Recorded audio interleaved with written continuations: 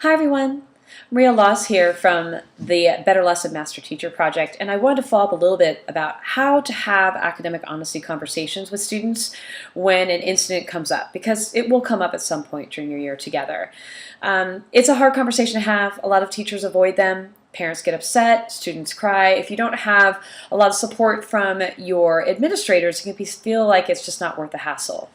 And yet at the same time, we know that the more times a student gets away with violating academic honesty policies, the more likely they are to keep it in their toolbox as something to reach for when things get hard, or they're feeling desperate or stressed. And that's something that we all want to avoid. So a couple ideas for you to keep in mind when you're trying to frame that conversation with individual students. Number one, I tend to avoid the word cheating altogether.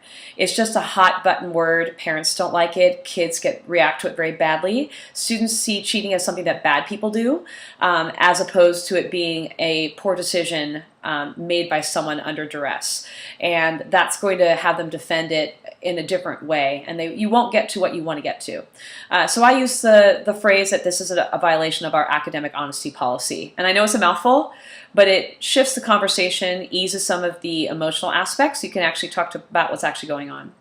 The second piece that I find that really shifted the tone for me when I have to talk to students about this individually is to frame this not about science or about the rule particularly, but about this idea of protecting their integrity, that it matters that their work is above reproach.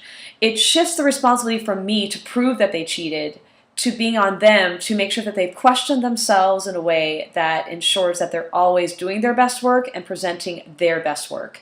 And I find that conversation goes by so much better when I keep repeating that phrase about the need to protect their integrity, that it matters. It matters so much.